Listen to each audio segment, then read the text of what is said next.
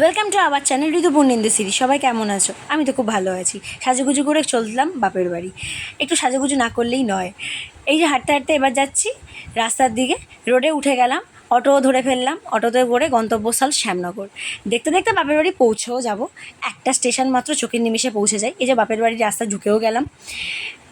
মা এবার হচ্ছে রান্নাঘরে, কেন না আমি যাচ্ছি, স্পেশাল খাবার দাবার হবে। আমার প্রথমে স্পেশাল ব্রেকফাস্ট হচ্ছে ডিম টোস্ট, আমার প্রচণ্ড পছন্দের।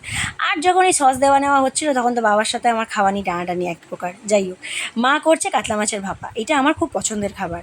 তার সাথে মাছের ডিমের বড়া, মাছের ডিম দিয়ে তেল দিয়ে অনেক রকম আইটেম করেছিল, সব ক্লিপিং আর দেখানো হয়নি।